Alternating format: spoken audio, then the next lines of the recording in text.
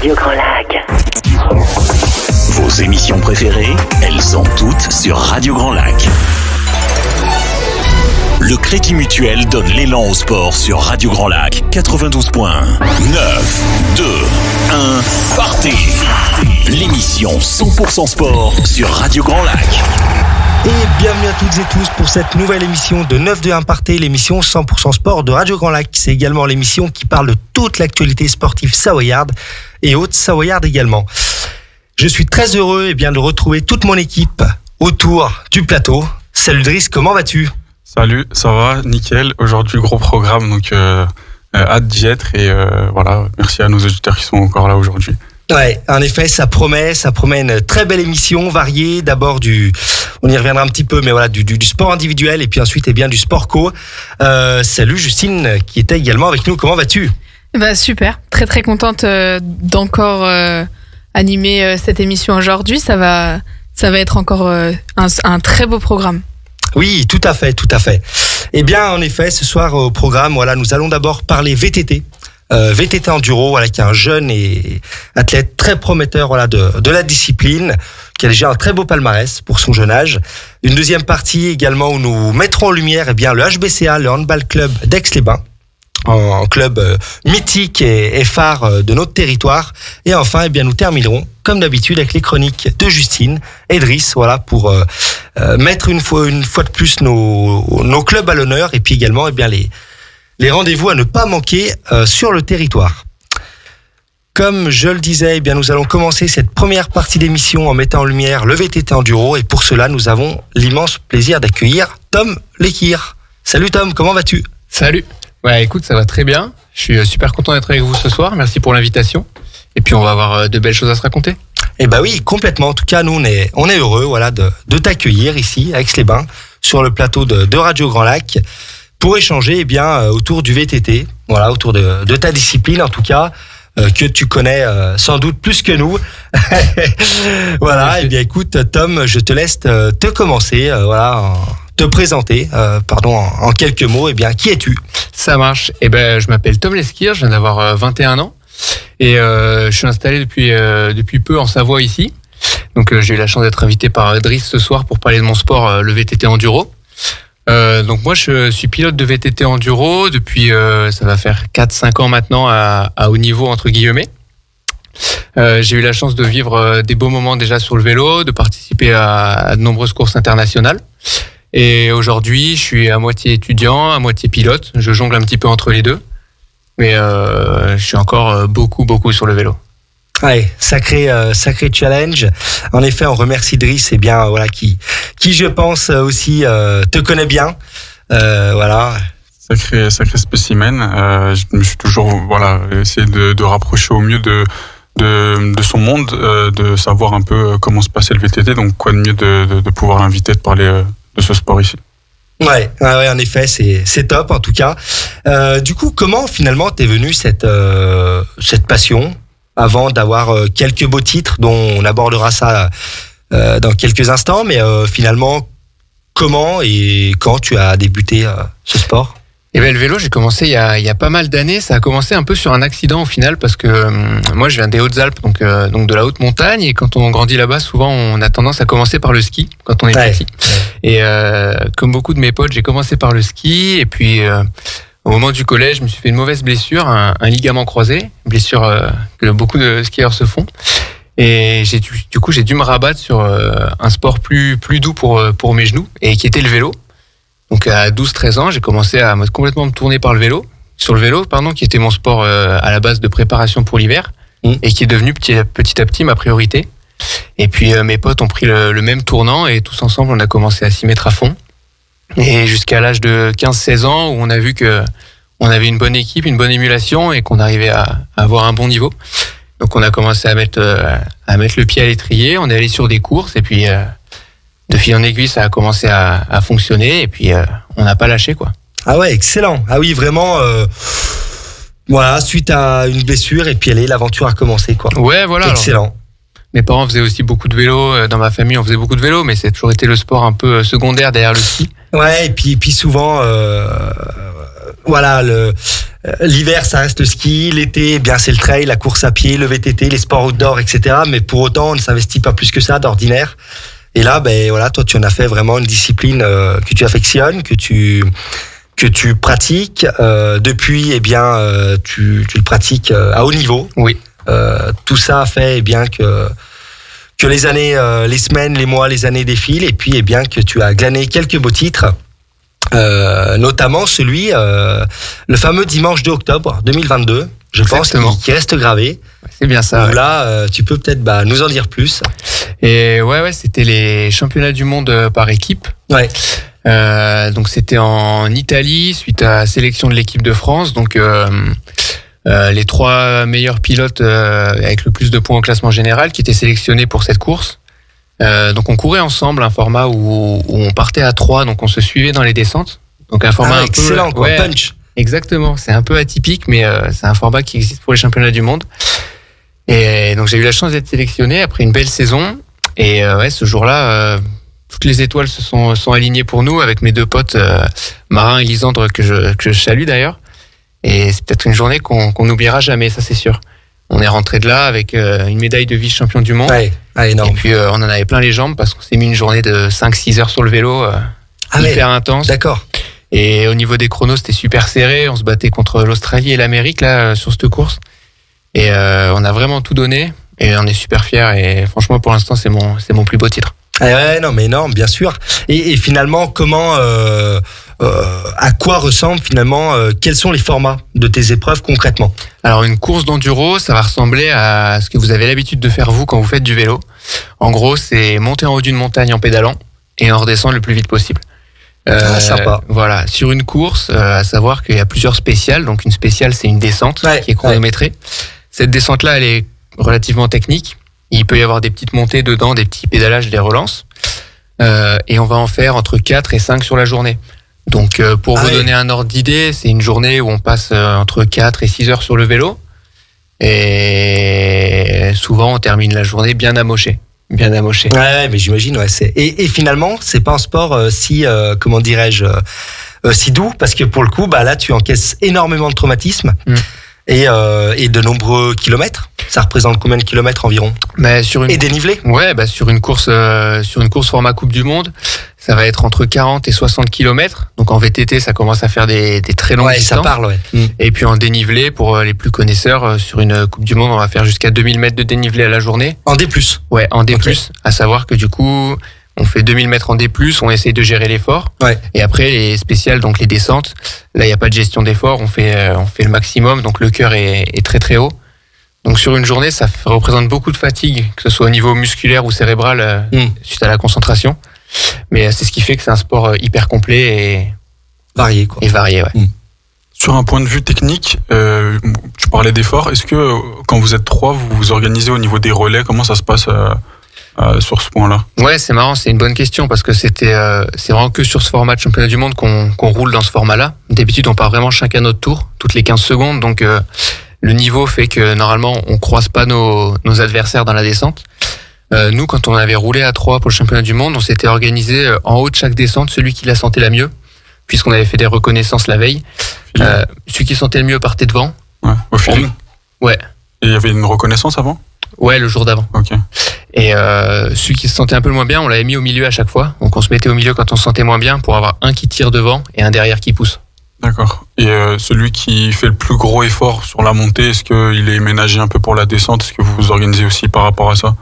Non, pas forcément. En fait, les montées, on a un temps à partie qui est donné. D'accord. Donc l'organisation va nous dire vous avez telle durée pour monter au sommet de la spéciale. Et donc là, à ce moment-là, tout le monde adopte un rythme vraiment le plus lent possible pour arriver avec le plus d'énergie dans les jambes. Ouais, c'est vraiment une vraie stratégie pour être optimum, mais finalement un sport individuel sur le papier, mais qui pour autant, eh bien, on s'en rend compte que sur le terrain, c'est tout autant différent. En tout cas, en fédération. Ouais, exactement. Ouais. Sur des formats de course comme ça, c'était assez intense de le vivre à plusieurs. Après, sur un format Coupe du Monde classique, on est tout seul entre guillemets, donc c'est vraiment individuel. On est tout seul sur la fiche de classement à la fin. Ouais. Donc là, on court pour soi, mais on est toujours avec les autres en fait. Les autres sont autour de nous à la montée, on les voit au départ, on les voit à l'arrivée, et il y a de l'échange tout le long, et il y a surtout une belle entraide Bien sûr. entre les concurrents. Donc c'est beau d'avoir des sports comme ça. J'ai vu que tu es accompagné par Hotline pendant cet événement qui s'est dissous depuis. Quelle chance tu as eu de les rencontrer, de courir pour eux? Alors Hotline, c'était un gros revendeur de vélos basé en Écosse, donc surtout sur le marché anglais, et qui revendait une marque très connue qui s'appelle Nukeproof. Et j'ai eu la chance de bosser avec eux via un contact qui s'appelle Mathieu Calvez, qui nous a repérés il y a quelques années avec un pote à moi sur des Coupes de France. Et lui bossait avec eux, et de fil en aiguille, ça s'est fait qu'il nous a présenté à des gens en Écosse. On s'est super bien entendu. Et un jour, ils lui ont dit, on te donne un budget et tu peux monter une équipe en France pour représenter la marque Nukeproof. Donc lui, il a sauté sur l'occasion, il nous a appelés, et il a pris 5 jeunes qui sentaient bien, je pense, à l'époque. Et voilà, on avait un deal, c'était faire des Coupes du Monde, être vu en France, et avoir comme finalité de vendre ces vélos Nukeproof sur lesquels on roulait. C'est une aventure qui a duré 2 ans et demi, qui a été super forte. On a vachement voyagé. Pour la marque, il y a eu des super bonnes retombées économiques parce qu'on a fait quand même, sans jeter de fleurs, une bonne communication en France.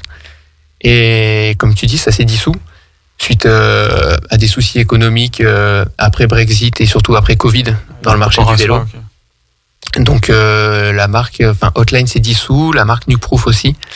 Et du coup, le contrat s'est arrêté pour nous. Et aujourd'hui, moi et certains de mes amis qui étaient dans cette équipe, on court de façon individuelle, sous notre propre couleur et avec des petits sponsors. C'est bien d'avoir eu ce genre d'expérience pour peut-être le renouveler dans l'avenir. On sait que l'image du vélo prend un peu une belle tournure. On a vu ces derniers JO, il y a eu les médailles en BMX, il y a eu une médaille d'argent derrière Pidcock, il me semble, en VTT. C'est ça. Donc on sait que ça prend. Enfin, les JO ont permis au sport et surtout au sport français de prendre de l'envergure. Est-ce que toi, à long terme, tu t'aimerais avoir un avenir sur les 2 roues? Ouais, j'ai envie de dire oui. Même si aujourd'hui, là, je reviens de blessure, alors je suis un peu dans une phase qui est compliquée. Et on a un milieu du vélo qui est un peu segmenté entre la descente et le cross-country dont vous avez parlé, qui sont des disciplines qui sont super médiatisées, pardon. Le cross-country qui est olympique, la descente qui prend vraiment un tournant et qui est très bien médiatisé. L'enduro, lui, ça reste un sport un peu plus de niche. Donc pour l'instant, ça reste compliqué d'en vivre. On va dire que le top 20 mondial vit de ça. Pour le reste, c'est assez compliqué. Donc moi, j'ai essayé de graviter autour de tout ça le plus longtemps possible. J'en ferai peut-être jamais mon métier et mon revenu, mais on va essayer de pousser jusqu'au bout. Et il y a tes disciplines qui sont inscrites au JO? Non, l'enduro, c'est pas inscrit au JO. Pour l'instant, on n'a que le VTT cross-country. Ça t'intéresse Alors, j'aimerais bien en faire, mais c'est pas ma discipline. En fait, c'est moins basé sur tes points forts. Ouais, oui, le cross-country, c'est vraiment basé sur la performance cardiaque et musculaire. Donc, c'est vraiment pédaler le plus fort possible. Et moi, je suis de l'école où on aime bien gravir les montagnes doucement et les descendre à fond. Okay. Donc, c'est pas pour moi. Et concrètement, finalement, il y a pas tant de teams, finalement. Enfin, il y a quelques structures phares, bien entendu. Mais finalement, il n'y a pas énormément, proportionnellement au nombre d'athlètes. Ouais. Et est-ce que toi, tu ressens une certaine évolution? Ou est-ce que tu trouves que finalement, ça stagne, il y a quelques structures qui abandonnent, etc., etc.? Eh ben, ouais, il y a eu une évolution, il y a une dizaine d'années de ça. Il y a eu un vrai essor autour de l'enduro. Donc, de nombreuses équipes se sont créées. Les marques ont développé des belles équipes en libérant du budget marketing pour développer ça. Faire la com, tout ça. Aujourd'hui, le marché du cycle est un peu en berne suite au Covid. Donc, les marques ont décidé de réduire les budgets alloués aux équipes. Donc, aujourd'hui, on voit de plus en plus d'équipes fermées. De plus en plus de très bons pilotes sont sur la touche et non plus d'équipe. Donc non, il y a une vraie restructuration là du milieu. En bien ou en mal, je sais pas. Je pense que pour l'enduro, ça va être un peu compliqué dans les prochaines années. Mais il va falloir trouver des solutions pour médiatiser ce sport qui peut pas vraiment passer à la télé au vu de son format. Donc ça va passer par, je pense, les réseaux sociaux. Et puis, j'espère que nos très bons pilotes français vont continuer à pouvoir exercer, mais c'est vrai qu'en ce moment, c'est un petit peu compliqué.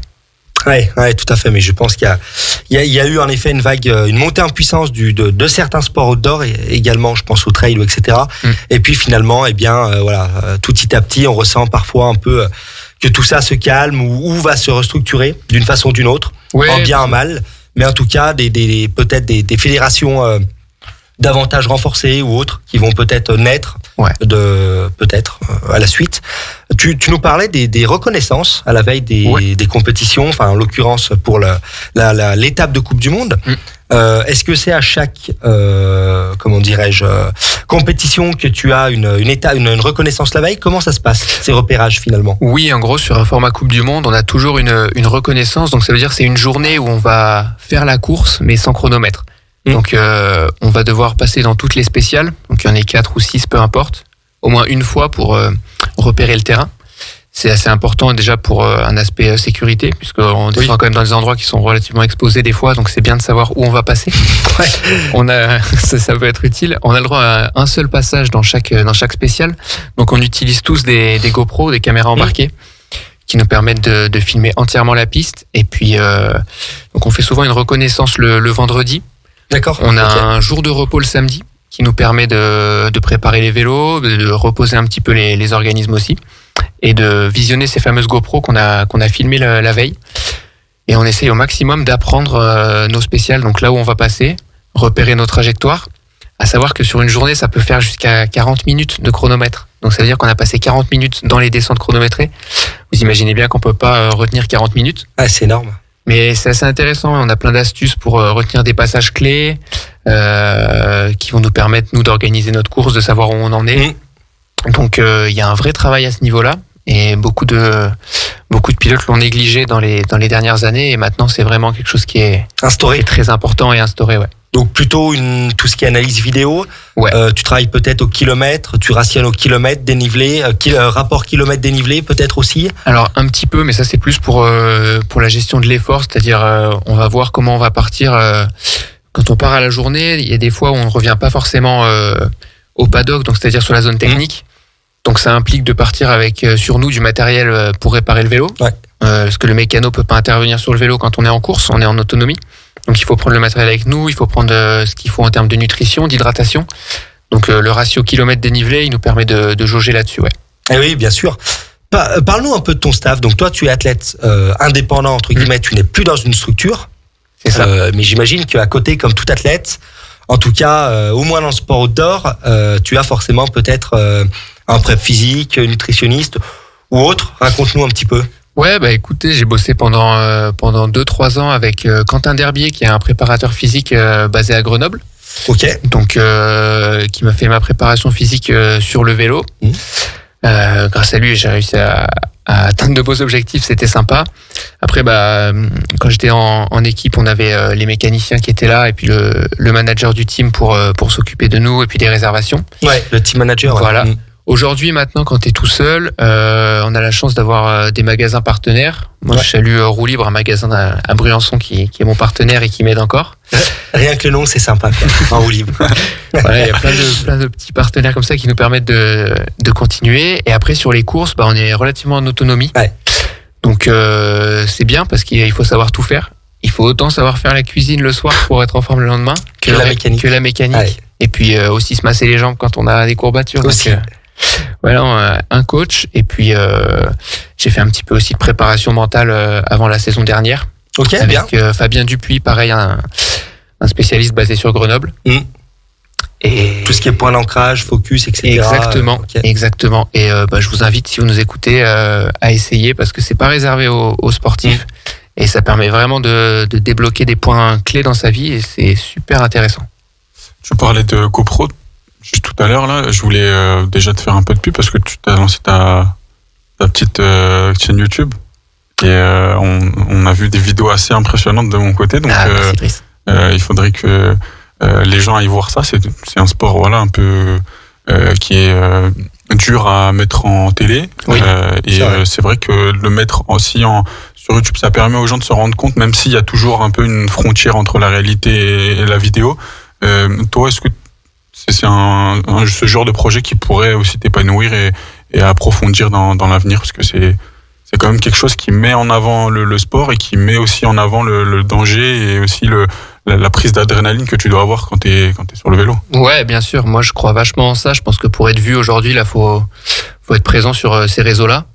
tu parles de YouTube sur lesquels je mets parfois les GoPro des courses, donc ça permet de se rendre compte, d'être avec moi dans le casque et de voir ce qu'on ressent. Mais il y a aussi Instagram où j'essaye d'être présent et puis de poster pas mal de contenu autour de mon sport. Aujourd'hui, on est un petit peu obligé d'utiliser ces médias-là pour exister. Donc avec les avantages et les inconvénients que ça a. Mais eux, si ça vous intéresse, je vous invite à aller voir, il y a des belles images. Excellent.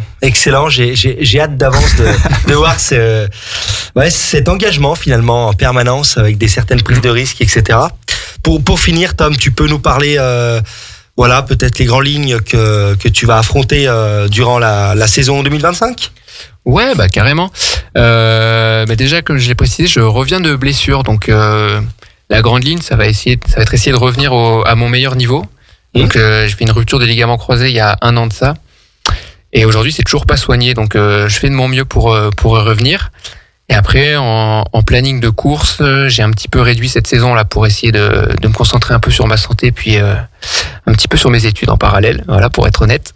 Il va y avoir pas mal de Coupes de France, 3 Coupes du Monde en Europe cette année pour moi. Je peux pas faire le circuit complet pour des raisons personnelles, mais je vais continuer à être sur le milieu du haut niveau pour garder le contact et puis essayer par l'avenir de revenir à mon meilleur niveau. Et je vais essayer d'être plus présent sur les petites courses locales. Donc on a un beau circuit là en Isère qui s'appelle le Trophée des Alpes. Ok. Avec des courses organisées en Isère, en Savoie, en Haute-Savoie. Et sur lesquels il y a déjà des très bons concurrents. On arrive à bien se tirer la bourre. Et puis ça permet d'être plus proche des partenaires. C'est à une échelle plus locale quand des fois les Coupes du Monde c'est un petit peu déconnecté. On est à l'autre bout de la planète, mais ça perd un peu de son sens. Là, ça peut paraître d'être la course à saucisson du village, mais c'est peut-être celle où on s'amuse le plus. Excellent. Eh ben, en tout cas, Tom, Driss, peut-être un petit mot ? Que du bon pour toi dans cette année. Et puis, j'espère avoir mon année avec toi cette année à l'école aussi. Mais merci. Pour ceux qui ne savent pas, avec Driss, on est ensemble en cours, donc on va rien lâcher. Et en tout cas, merci Tom. On va terminer cette première partie d'émission en te remerciant d'être venu à nos côtés aujourd'hui pour mettre en lumière ta passion, merci le VTT également, le VTT enduro plus précisément. On te souhaite une excellente saison 2025. Merci. D'abord une remise de blessures et puis ensuite cap vers le haut niveau. Exactement. Les courses locales pour garder cette certaine proximité et puis en tout cas tu reviens quand tu veux nous voir. En tout cas, on t'accueillera avec grand plaisir. Nous lançons une pause musicale et on se retrouve dans quelques minutes. Au cœur de la vie locale, à Aix-les-Bains, Chambéry et autour du lac du Bourget, Radio Grand Lac. Le Crédit Mutuel donne l'élan au sport sur Radio Grand Lac 92.1. 9, 2, 1, partez. L'émission 100% sport sur Radio Grand Lac. De retour dans l'émission 9-2-1 partez après une première partie axée sur le VTT enduro avec notre athlète Tom Lesquire. Nous poursuivons l'émission avec notre deuxième sujet du soir où nous allons mettre en lumière le handball club d'Aix-les-Bains. Et pour cela, nous avons l'immense plaisir d'accueillir en personne Alexane Vidali, qui est donc joueuse dans l'équipe 1 du HBCA, et Antonin Grillet, qui est également joueur dans l'équipe 1 du HBCA. Bonsoir Alexane, comment ça va ? Bonsoir, ça va bien, je vous remercie. Super. Comment vas-tu Antonin ? Ça va très bien également, merci de nous avoir invités, c'est gentil. En tout cas, merci infiniment à vous deux d'être présents ici pour représenter le HBCA et puis vos équipes respectives. Voilà, les deux équipes fanions du club. En tout cas, nous sommes ravis. Alexane, pour commencer, toi tu évolues dans l'équipe 1 des seniors féminines. Peux-tu nous en dire plus ? Oui, alors moi je suis arrivée au club il y a 2 ans, donc l'année dernière, c'est ma 2e saison au HBCA. On vient de monter en National 3, donc l'équipe féminine s'est reconstruite il y a 2 ans. On est reparti du plus bas niveau en départemental, et puis en fait on a enchaîné 2 montées à la suite, donc de la départementale à la pré-nationale. Et l'année dernière, fin de saison, on a obtenu notre ticket pour la National 3. Et donc, je crois que c'était il y a 5 ans la dernière fois que le club avait été à ce niveau-là. Donc, je pense que on est tous très heureux d'avoir une équipe féminine à ce niveau-là pour cette année. Ah oui, excellent, en effet, bravo. Donc, un point à la mi-saison, j'imagine que l'équipe, elle est motivée plus que jamais. avec une vraie émulation positive, j'imagine. Oui, on est toutes très heureuses d'évoluer à ce niveau. Dans l'équipe, on est c'est un groupe qui est assez hétérogène dans les niveaux de jeu pratiqués, mais assez homogène dans le niveau de jeu, on va dire technique au niveau du hand. Et donc à la mi-saison, on est aujourd'hui 8e du classement. On a 3 équipes derrière nous qui sont les relégables, et on se bat avec le milieu du tableau pour tenter d'obtenir la validation du maintien, qui est plutôt en bonne voie. Ok, donc l'objectif de fin de saison pour ton équipe, c'est de viser le maintien, d'assurer ce niveau-là. Exactement. Donc c'est une première année à ce niveau-là pour beaucoup de filles. On a eu du mal au début avec un démarrage un peu compliqué, le temps de se faire au niveau. Paradoxalement, on a perdu des matchs toujours avec des scores très serrés. On n'a jamais perdu de plus de 4 buts à chaque match. Donc c'est frustrant parce qu'on sent qu'on n'est pas loin. Ouais. Mais à la fois, les résultats sont pas là. C'est encourageant, malgré tout. Mais c'est encourageant et on est sur la bonne voie et on vient de commencer la phase retour où on a remporté du coup un match nul là ce week-end chez les 2e du classement, donc vraiment très encourageant. On sent qu'on est récompensé des efforts qu'on fait à l'entraînement et même dans les matchs où on lâche rien de la première à la dernière minute. Une belle histoire finalement, histoire où et finalement peut-être les 3/4 des joueuses avec qui vous avez commencé cette aventure, j'imagine qu'elles sont restées. Et ça crée une vraie cohésion de groupe avant tout. C'est sûr qu'aujourd'hui, la force du groupe, c'est que l'équipe a pas trop changé entre la saison dernière et cette année. On a eu 1 ou 2 départs, mais comblés par des arrivées. Et donc, je pense que la force, c'est vraiment le fait que le groupe partage cette histoire-là de la création de l'équipe féminine il y a 3 ans, où le président est allé chercher des filles qui faisaient partie du club il y a quelques années, reconstruire le club, faire monter des jeunes, parce qu'aujourd'hui, on a 4 ou 5 jeunes qui jouaient encore en moins 18 l'année dernière ou il y a 2 ans. Donc c'était aussi très important pour le club de pouvoir compter sur la formation des jeunes et de les faire monter. Et on a à cœur de stabiliser ce niveau-là de la Nationale 3 et pourquoi pas peut-être dans 2 ou 3 saisons de monter plus haut. Mais en tout cas, l'objectif c'est vraiment de maintenir cette équipe. Et on a une équipe réserve qui évolue en départemental, qui joue la montée en pré-national, donc on peut avoir les 2 niveaux consécutifs. Okay. Donc l'objectif c'est aussi d'aider l'équipe 2 à pourquoi pas réussir à obtenir cette montée en pré-national pour être vraiment un club compétitif et offrir un meilleur niveau de jeu dans le bassin aixois. Au niveau féminin, c'est vrai. Niveau féminin. Parce que c'est vrai que dès à présent il y avait que la mode Servolex finalement qui avait une équipe féminine à très haut niveau. Voilà, finalement. Alors oui, et c'est toujours le cas aussi. C'est toujours le cas. La mode Servolex a été et c'est toujours le meilleur club des Deux-Savoie, qui est incontestablement dans le top 3 de National 1 depuis bientôt une dizaine d'années. Ils ont même été en 2e division il y a maintenant plus de 10 ans. Et le club d'Anne-Sylvieux les a rejoints il y a peu de temps en National 1, donc les 2 clubs évoluent en National 1. Et après, dans le coin, en tout cas sur les Deux-Savoie, on n'a pas d'autres équipes, hormis après en National 3. Donc c'est ce qui se fait de mieux aujourd'hui, c'est la mode Servolex. Excellent. Qui est d'ailleurs une entente avec nous sur l'équipe de la National 3. Ouais. En fait, on est l'équivalent de leur 3e équipe féminine. Ok. Voilà. Très bien, pour créer davantage un vivier. Exactement. Génial. L'idée c'était que pour le club de la Motte, ils puissent offrir un niveau de jeu à leurs jeunes qui n'ont pas spécialement le niveau de jouer en National 2 ou qui ne sont pas sélectionnés le week-end, qu'elles puissent aller évoluer en National 3 pour faire leurs armes et évoluer.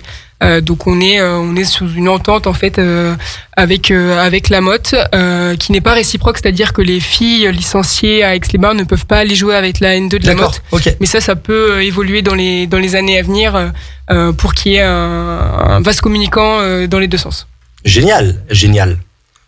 Antonin, parle-nous un petit peu quant à toi et bien de ton équipe, voilà l'équipe Fagnon du HBCA. Antonin Griès, c'est ma 4e année en senior au HBCA. Alors nous, la National 2, c'est un peu la même situation que les filles, c'est-à-dire qu'on est monté cette année. On était en National 2, on est descendu en National 3 l'année dernière et on est tout de suite remonté. Le petit coup dur, c'est qu'on est monté avec un groupe et qu'on a perdu 1/3 du groupe à la mi-saison. Donc ça a été assez compliqué, il a fallu aller chercher des joueurs. Donc en fait, il n'y a pas eu vraiment de continuité d'une année à l'autre. On avait très bien commencé notre début de saison et là depuis quelques matchs c'est un peu plus compliqué, mais on baisse pas les bras et la pause a fait du bien. D'accord, ok. Oui, c'est vrai qu'on a eu aussi connu l'équipe 1 en N1 il y a quelques années, avec Guillaume Gilles qui était entraîneur également, qu'on salue, et tout son passif qu'on connaît en équipe de France, à la Team Chambé en Allemagne, et qui est actuellement entraîneur encore de la Fédé, donc c'est top. On sait que le HBCA a toujours drainé et gravité des grands joueurs, mais aussi des grands coachs.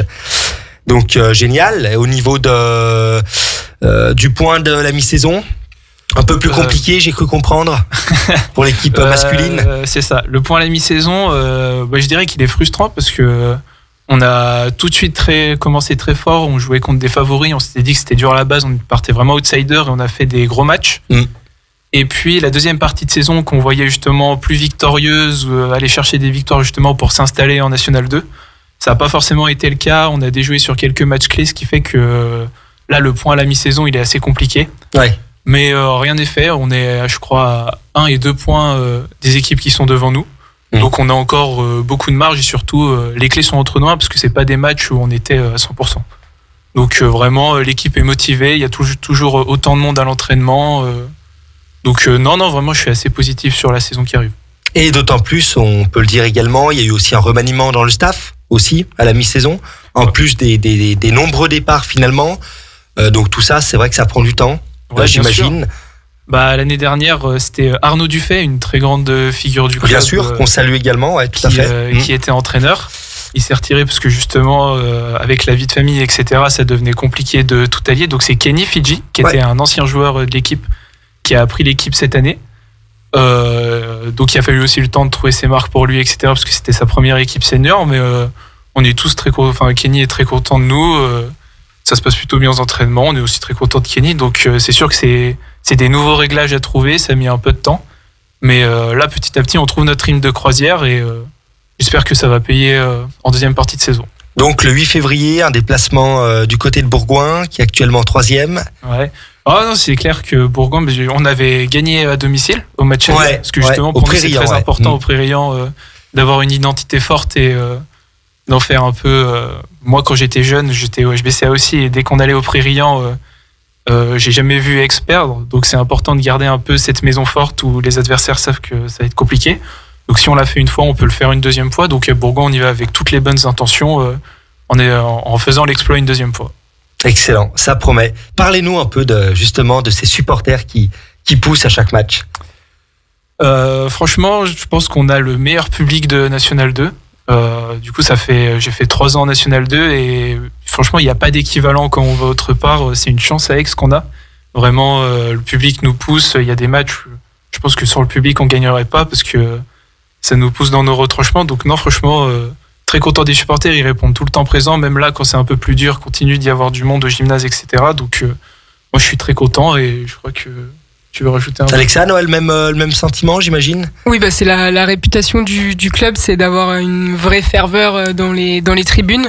Moi, j'avais pas joué à Aix-les-Bains en étant adversaire, mais là, en tout cas, en étant à domicile et en portant le maillot d'Aix-les-Bains, c'est juste incroyable d'avoir déjà autant de monde dans les tribunes pour une équipe de National 3. Quand on va à l'extérieur, c'est vrai qu'il n'y a pas autant de monde dans les tribunes. Et puis cette ambiance qui nous porte dans les moments difficiles comme dans les moments où on gagne et que voilà, ça nous transcende encore plus. C'est vrai que c'est hyper sympa à vivre et qu'on soit sur le terrain ou dans les tribunes, pour les autres personnes qui viennent voir jouer, on a toujours des très bons retours de cette ambiance qui est vraiment exceptionnelle à Aix-les-Bains. Donc il faut que ça continue aussi, et ça tient aussi à nous joueurs de proposer du beau jeu et des super matchs pour que ils continuent de venir nous encourager et que cette ambiance-là se pérennise. Vraiment de créer un engouement et vraiment de ferveur. Ouais, c'est vrai que d'une année sur l'autre, on le ressent que les Prairians, ils sont installés comme le phare à Chambéry, avec la team Chambé qui joue au haut niveau, bien sûr, mais voilà, on sait que sur Aix-les-Bains, c'est les samedis soirs, les soirs de match, c'est au Prairian que ça se passe. Tu peux nous parler du prochain match, Alexandre, pour vous? Oui, on joue là samedi soir au Prairian à 20h45. Okay. On reçoit le club de Saint-Égrève, qui est en National 3 depuis un petit moment. Gros club. qui est à 2 points devant nous. Donc si on gagne contre elle, ce qu'on souhaite, on passera à égalité de points. Il faudra probablement soigner le goal average pour essayer de repasser devant au classement, mais c'est un match important, c'est un match qu'on a coché dans le calendrier comme une victoire espérée, donc on mise beaucoup sur ce week-end. Et du coup, venez nombreux nous voir jouer à 20h45 le rendez-vous est pris. Voilà, le rendez-vous est pris. Non, d'ailleurs, très bonne remarque. Mais comment finalement, vous, voilà, en début de saison, vous vous dites, voilà, tel match ou en tout cas telle équipe, on sait potentiellement que sur le papier, en tout cas, on a les armes pour répondre présent en parlant poliment. Quels sont vos repères et vos critères finalement? Alors déjà, on peut éplucher un peu l'historique de la Nationale 3 et regarder sur les 3-4 années qui sont passées, qui étaient les équipes dans la poule, quels étaient les classements. Ouais. On s'aperçoit que il y a souvent les mêmes clubs qui se retrouvent dans le milieu ou bas du wagon. Donc on sait même en arrivant et en étant le petit poussé que c'est ces matchs-là qui vont compter. Pour autant, ils comptent tous parce qu'on a gagné en début de saison à Val-de-Lez, qui était le club qui était censé jouer la montée ou en tout cas être dans le top 3, et au final aujourd'hui c'est pas le cas, donc on se rend compte que on a bien fait de le gagner ce match-là parce que c'était peut-être pas un bonus, et en fait il va certainement vraiment compter dans les points à la fin de l'année. Course. Donc tous les matchs, il faut en tout cas on rentre sur le terrain pour gagner les matchs. On sait qu'il y en a qui sont plus difficiles que d'autres, donc on arrive à se concentrer sur les matchs importants. Et après voilà, sur les premiers matchs de saison, on regarde un peu ce qui s'est fait les années d'avant. Là, cette année, on se rend compte que la poule, elle est très hétérogène. Tout le monde a gagné tout le monde, donc c'est aussi difficile de se repérer. Donc, d'autant plus important de se dire, en fait, tous les matchs peuvent avoir des scénarios incroyables, comme encore là ce week-end, où on fait match nul chez les deuxièmes. Tous les samedis, c'est le suspense. Et c'est ça aussi qui est chouette, parce que jouer une poule où les 5 premières mettent la misère à tout le monde, c'est pas très intéressant. Ça donne pas trop envie de jouer. Et là, le fait que tout le monde arrive à jouer tout le monde et que ça soit vraiment serré, c'est hyper sympa. En tout cas, c'est moins long comme saison que des matchs où on sait déjà que c'est perdu ou que c'est gagné d'avance. C'est moins intéressant. Une sorte de suspense. C'est ça, c'est animant. Sur 22 matchs dans la saison, c'est important. Ouais, je pense pour tenir aussi l'émulation du groupe, important pour tenir le rythme et le cap, parce que mine de rien, une saison c'est à la fois long et court. Et ça peut vite être en déclin pour un groupe comme l'inverse. Donc c'est pas évident en effet de garder cet équilibre, quoi.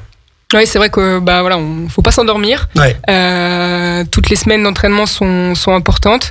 Et tous les week-ends on a notre chance, donc il faut la saisir, et ça permet en effet de tenir le groupe en haleine et de pas avoir des moments de creux, et on sait que quand on en a, ça pardonne pas, donc ça nous oblige à être sérieuse toute la saison, et ça c'est vachement bien. Progresser. Et est-ce que à votre niveau déjà vous mettez en place tout ce qui est analyse vidéo également? Alors on sait que dans le niveau pro ils le font. Oui. Est-ce que sur les strates inférieures ça se développe? On a filmé 1 ou 2 matchs depuis le début de la saison. On n'a pas fait de séance vidéo à proprement parler, mais le coach a visionné les images, et moi j'en ai regardé aussi 1 ou 2, au moins pour avoir des points de repère et pouvoir travailler à l'entraînement sur ce qui a été vu à la vidéo. L'année dernière en prénat, on avait fait 1 ou 2 séances. En fait, ça apporte beaucoup de se voir jouer, parce qu'on se rend pas compte quand on est sur le terrain de notre positionnement ou des solutions qui sont face à nous. Là, le fait de voir les images, c'est tout de suite très parlant, et on peut pas nier ce qui est sur la vidéo. On n'a encore pas eu l'occasion de le faire, mais on a réussi en fait à régler nos problématiques par l'entremain et sans la vidéo. Donc, en n'ayant que 2 entraînements par semaine, c'est difficile d'instaurer une séance vidéo. Oui, j'imagine. Bien sûr. On essaye déjà d'intégrer un peu de préparation physique en début de séance, en venant un peu plus tôt, ou en l'intégrant dans la séance. Donc après, ça fait beaucoup, et voilà, à ce niveau-là, on accepte aussi de pas pouvoir tout faire pour être au top niveau, et ça passe par quelques sacrifices. Mais la vidéo, on y viendra peut-être plus tard, ou individuellement, ça peut être intéressant aussi pour certaines choses de provoquer un déclic. Ouais. Vous, Antonin, c'est pareil? C'est le même protocole, j'imagine? Alors nous, pour le coup, tous les matchs sont filmés. C'est-à-dire que, pour le coup, l'analyse vidéo est plus poussée. C'est-à-dire que vraiment, on filme tous nos matchs. En général, avant les matchs, surtout à domicile, parce qu'à l'extérieur, c'est plus compliqué niveau logistique, mais on a un petit point sur notre match de la semaine dernière, ainsi que les adversaires, quand on arrive à voir des vidéos de ce qu'ils font. Surtout pour la phase aller, parce que là, pour la phase retour, vu qu'on a joué contre tout le monde, connaissez un petit peu, on a de la matière. Mais ouais, non, nous, l'analyse vidéo est plus poussée, et ouais, c'est comme disait Alexandre, c'est que c'est beaucoup plus simple pour un joueur de comprendre quand il voit, que des fois, les joueurs, il y a toujours un peu d'ego, etc. Quand on leur dit, t'es mal placé là, il dit, je suis pas sûr et tout. Quand il y a la vidéo, c'est clair. C'est clair. Donc non, nous, je sais que Kenny, il passe pas mal de temps sur de l'analyse vidéo. Et c'est une grande aide, parce qu'en fait, ça permet des fois de faire comprendre un joueur en une séance vidéo ce qu'en un mois et demi, on lui aurait fait comprendre sur le terrain en rabâchant, etc. Donc non, nous, l'analyse vidéo, ça nous aide beaucoup. Ouais. Ok. D'ailleurs, Kenny, qu'on salue et qui est passé à l'époque par le centre de formation de la Team Chambé. Voilà, exactement, ouais. Un grand jeune joueur déjà à l'époque. Kenny, il était destiné, malheureusement il s'est blessé, mais il était destiné, il était en équipe de France jeune, etc. Tout à fait. Eh ben excellent, Driss. Une petite question. Écoute, on a déjà eu la chance d'accueillir l'année dernière un coach et un joueur d'Aix. Ouais, tout à fait. Dont le capitaine Simon Robert, qu'on salue également ce soir, qui doit sans doute nous écouter. Et ils nous ont fait part de leur amour pour le club déjà dans un premier temps. Il y avait énormément de monde qui venait les voir jouer, et une grande bulle qui permettait aux joueurs de s'extasier, de performer. Pour le coup, c'était les hommes. C'était l'équipe 1. Donc toujours très intéressant, et une équipe qui fait plaisir à voir, et surtout l'institut autour. J'ai vu qu'il y avait plus de 300 salariés licenciés dans votre club, donc voilà. Voilà, un club qui existe depuis une 60aine d'années, qui a été fêté l'automne dernier. Donc vraiment un club bien implanté sur le territoire local en tout cas. Et bien en tout cas, nous on va terminer cette deuxième partie d'émission en vous remerciant, Alexandre et Antonin, d'être venus à nos côtés aujourd'hui pour mettre bien en avant vos équipes respectives, mais aussi le club avant tout. Et puis en tout cas, on vous souhaite de terminer cette deuxième, de reprendre et bien sûr de terminer cette deuxième partie de saison et bien avec vos objectifs. Et puis bien de prendre du plaisir, et puis bien de vous amuser, de la performance avant tout. Et nous, nous allons finir l'émission comme d'habitude avec les chroniques de Justine et Driss. Justine, tu voulais nous parler de biathlon pour commencer. Bah oui, comme toutes les semaines en ce moment, je fais un petit point sur les résultats français, savoyards et haut-savoyards en biathlon. Donc, il y a 2 semaines, l'étape d'Oberhof a été énorme pour nos Français, puisqu'il y a eu 3 victoires françaises pour 6 étapes, dont une victoire en sprint chez les femmes, chez les hommes. Dans cette étape-là chez les hommes, triplé français, Quentin Fillon-Maillet premier, Fabien Claude second et Émilien Jacquelin troisième. Et puis victoire de Lou Jean Monod, qui est sacrément en forme en ce moment, en poursuite. La semaine dernière à Ruhpolding, pareil, Lou Jean Monod qui remporte le sprint féminin, et victoire française au relais masculin.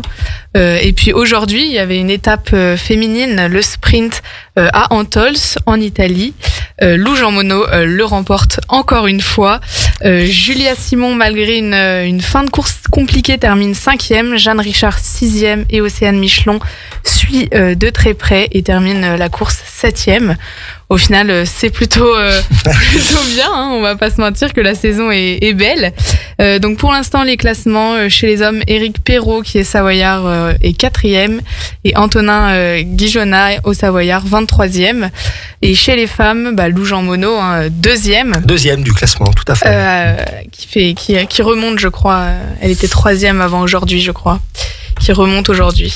Ouais, tout à fait. Il a dû rengranger des points, tout à fait. Ouais. Voilà, Jeanne Richard qui remonte également, 4e.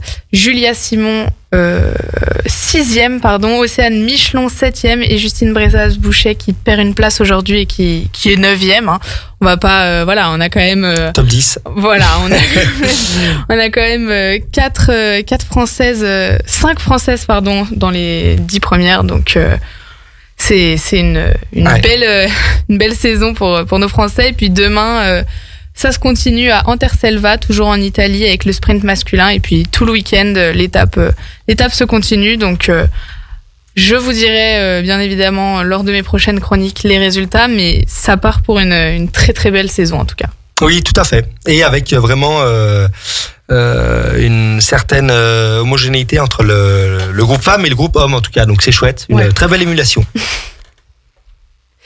Ensuite, du coup, je voulais aborder la nordique et la chambérienne. Donc la chambérienne dont j'ai déjà parlé il y a quelques temps maintenant. Eh bien, ils organisent un duathlon des neiges. C'est une épreuve qui enchaîne trail sur neige, ski de fond et encore trail sur neige à faire en solo, mais aussi en relais à 2 ou à 3.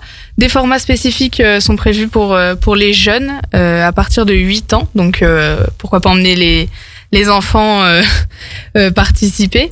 Donc il y aura une épreuve au format S avec 4 km de trail blanc, 8 km de ski nordique et 4 km de trail blanc, accessible à partir des cadets. Donc si vous êtes né avant 2009, tout le monde peut y participer, toujours en solo ou en relais à 2 ou à 3.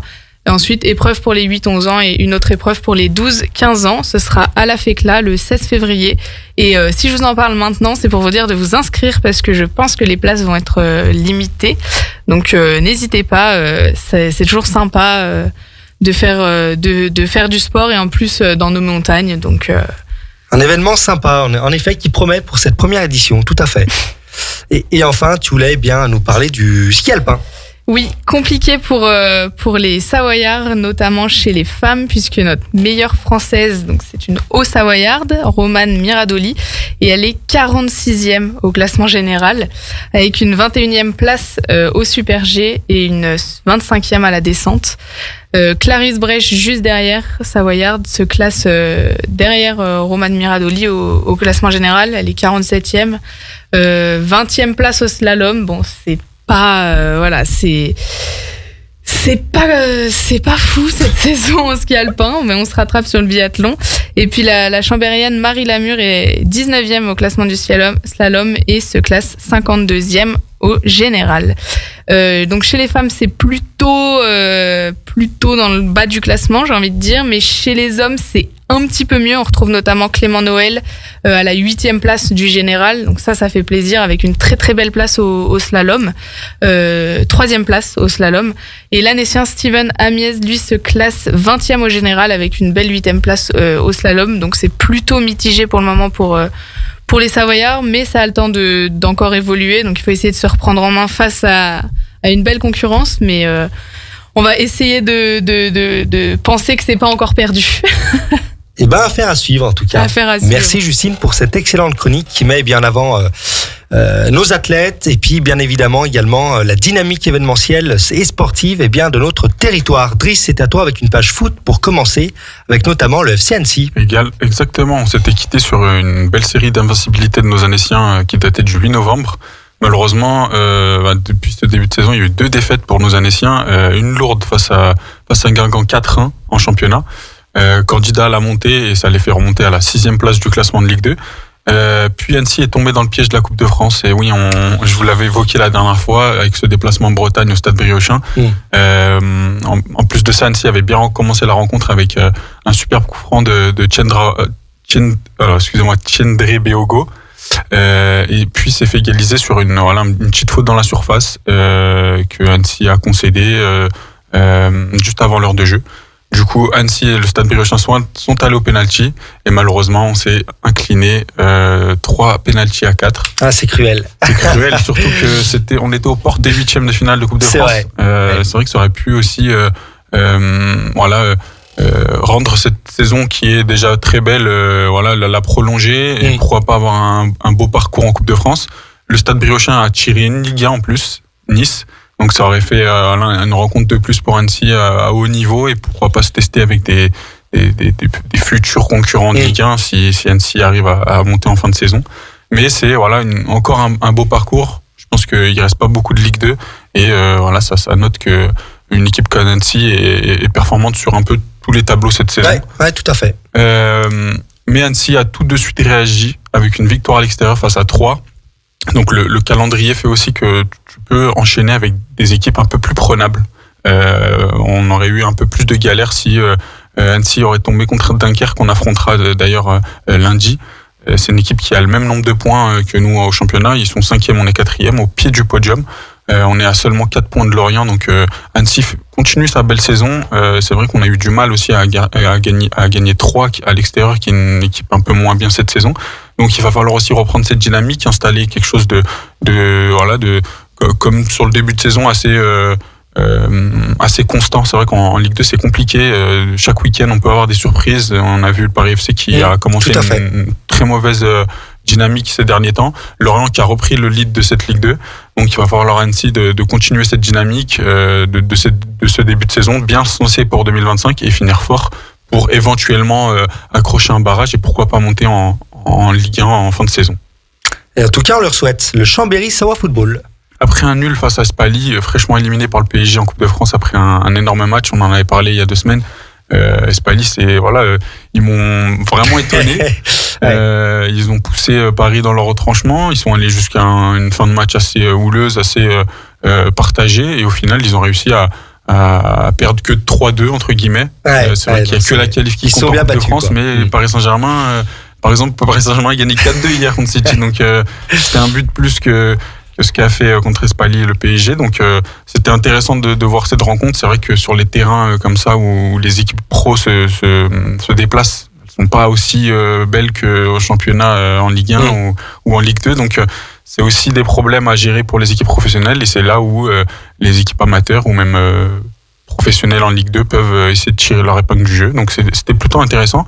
Mais pour revenir à Chambéry, ils se sont imposés dans la difficulté face à Cessiné 3-2 le week-end dernier, à 10 pendant 10 minutes. Donc ils ont souffert dans les 10 dernières minutes. Ils sortent enfin de cette zone de relégation avec 2 points sur leur adversaire du week-end. Ils sont à 9 points du leader Mâcon, donc ça reste très serré. Ils sont 9e sur 14. Pas insurmontable de revenir dans le bon wagon de devant. Et le prochain match, ce sera samedi avec la réception de Chamalières, qui sont à 3 points devant eux. Encore une occasion de faire un grand coup pour Chambéry et de se relancer dans cette saison qui a mal commencé. Eh ben, ça promet, en tout cas un week-end très intense pour eux. Et enfin, également, le Aix-les-Bains FC. Exactement, je vais faire un point parce que le championnat n'a pas repris pour nos Aixois. Ils sont 7e sur 12 avec 13 points, 4 victoires, 1 nul, 5 défaites. Le leader GFA en possède 25, donc contrairement aux autres championnats, là il y a une petite marge quand même. Mais le top 5 qu'évoquait Rafik Eslassi dans l'entretien que je vous ai exposé la dernière fois, en possède 16. Donc eux c'est plutôt prenable, ce top 5 est à vue. On peut espérer que Aix se concentre sur les grands rendez-vous, prenne des bons points. Tout est encore possible en termes de cette seconde partie de saison. Le reprise le 1er février à domicile face au FC de Foron, 2e du classement, donc aussi une reprise assez compliquée, donc il va falloir être solide et puis chercher les gros points. Là où il faut le prendre, c'est peut-être là où on les attend le moins, mais c'est aussi ici qu'il faut frapper fort pour marquer un début d'année et pourquoi pas remonter directement dans le bon wagon. Excellent. Une page basket avec le Aix-Maurienne Savoie Basket. Nos Aixois sont dans le dur dans ce début d'année. Ça avait commencé le 27 décembre avec la défaite à Saint-Chamond. Puis s'est vu prolonger cette mauvaise dynamique avec une défaite face à Pau et samedi dernier face à Fos-sur-Mer, qui est vraiment une équipe en difficulté dans le championnat. Une grosse défaite en plus de 13 points. Alors que Fos, ils sont 17e sur 20, c'est quand même une assez belle performance pour eux. On avait bien commencé cette saison. Il faut quand même faire le taf contre les petites équipes entre guillemets de ce championnat avant de le faire pour les grosses, parce qu'on a fait de gros coups cette saison face à des concurrents directs pour les playoffs. Et là, de perdre des points, perdre aussi de la distance avec les gros, c'est problématique. Grosse désillusion pour nos Aixois qui voulaient reprendre après 2 défaites. Ils descendent à la 6e place et devront se défaire de Rouen 12e. Pour le prochain match, équipe qui est à leur portée et qui permettrait de sonner le réveil. Et puis petite aparté, rappelons que le Aix-Maurienne jouera au Phare de Chambéry le grand moment en perspective. Exactement, contre Antibes. Ce sera le 7 ou le 8 février. Ou le 9, un truc comme ça. Ouais. Donc le 7, excuse-moi, le 7. Le 7. Donc on espère qu'il y aura énormément de monde pour les soutenir. C'est vrai que la dernière fois, ils avaient fait une magnifique performance en allant gagner Roanne, qui était juste devant au classement avant la rencontre. Ça leur avait permis de bien de replacer avant une trêve. Donc on espère avoir énormément de monde et on sera tous derrière eux pour une nouvelle performance. À fond. Un point hockey sur glace avec les éléphants de Chambéry. Alors, bilan mitigé depuis 2 semaines pour nos éléphants. Après 2 victoires encourageantes en prolongation, on le rappelle, la dernière fois on en avait bien parlé, ils se sont inclinés à Cholet 3-1, puis à Réagi à la maison avec une pluie de buts face à Tours qui est 3e. Donc c'est vraiment une très grosse performance. Je pense qu'ils devront s'en servir comme match référence. Malheureusement, ils sont retombés ensuite en déplacement à Caen, qui est second. Donc une belle défaite 4-1. Donc il y a du bien, il y a du moins bien. C'est vrai que voilà, il faudra se relever. C'est vrai que le début de saison aussi pour eux ont été assez compliqués. Voilà, on a toujours en tête leur parcours l'année dernière en play-off. Donc on espère que ce genre de match, qui sont plutôt références, devront leur permettre de se remettre de l'avant et pourquoi pas accrocher une belle place en play-off pour nous refaire vivre des belles émotions comme l'année dernière. Ils recevront en 4 jours 2 matchs à la patinoire de Chambéry, Villars et Brest, 2 équipes relégables. Voilà, tout est entre leurs mains pour commencer une bonne dynamique. Ils sont 10e sur 16, donc c'est quand même voilà, il faudra quand même se débrouiller pour accrocher des places pour en play-off. Le meilleure place te permettre d'avoir un meilleur parcours ensuite. Donc c'est primordial de finir fort cette saison régulière. Excellent. Du rugby avec nos amis chambériens du SOC Rugby. La 4e défaite de la saison pour le SO Chambéry face à Massy et Essonne. C'est vrai qu'ils n'ont pas beaucoup de défaites. Voilà, cette année, il faut le mentionner. Ça fait plaisir de les voir aussi haut. Ils ont un petit matelas encore face à Rouen de 4 petits points. Mais voilà, réaction immédiate avec la réception de Périgueux samedi dernier. Ça leur a permis voilà de pas rester sur une défaite et d'enchaîner direct. Ils enchaîneront face à l'US Bressan ce week-end, donc aussi une grosse rencontre. On sait que le championnat reste assez serré, même si le Chambéry a bien commencé cette saison, donc on en attend encore plus d'eux. Oui, une belle deuxième partie de saison qu'on va suivre avec attention en tout cas, parce que on espère qu'ils vont jouer quelque chose d'historique. Ouais, on espère que c'est la bonne cette saison-là. On sait qu'ils ont raté la montée de nombreuses fois. Ça fait un petit moment qu'ils tournent autour. Voilà, en tout cas, on leur souhaite. Et enfin, le handball avec la team Chambé. Exactement, ils n'ont pas repris le championnat également, mais on va faire un petit point sur le classement, car la coupe arrive très fort. Et c'est vrai que ça pourrait être un échappatoire pour cette triste saison de nos Chambériens. Ils sont 13e sur 16 avec 10 points, 2 d'avance sur East, premier relégable. Voilà, comme je l'ai dit, la coupe reste un vrai challenge et voilà, leur permettrait s'ils vont au bout d'accrocher l'Europe cette saison. C'est vrai que l'année dernière aussi, on n'a pas pu le faire. Mais au prochain tour, c'est Dunkerque. Et Dunkerque, c'est 6e de Star League. Ce sera le 8 février à Dunkerque. Ça reste un match voilà, très compliqué au vu du classement, au vu de ce début de saison. Donc à Chambéry de créer l'espoir, à Chambéry aussi de se relever dans ce début d'année qui permettrait de jouer le ventre mou, de sécuriser un peu plus ce maintien, parce que voilà, ils nous ont fait très peur dans ce début de saison. Et puis voilà aussi une pensée au président Alain Poncet, voilà, qui est décédé donc dimanche dernier, voilà, qui a tenu le club pendant plus de 20 ans. On connaissait en tout cas son investissement au-delà de la team Chambé pour le hand professionnel, le hand français européen.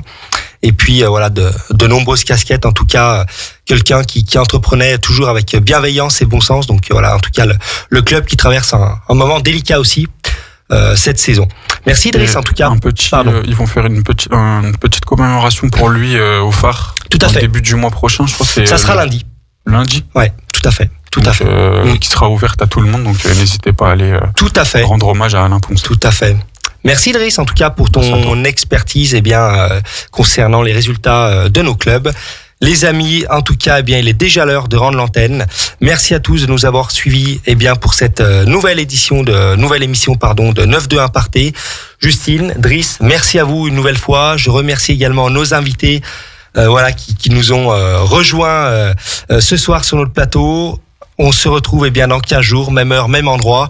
En tout cas, on reste d'ici là en contact via les réseaux sociaux de Radio Grand Lac. Nous vous souhaitons une très belle soirée et à très vite sur les antennes de Radio Grand Lac 92.1 FM.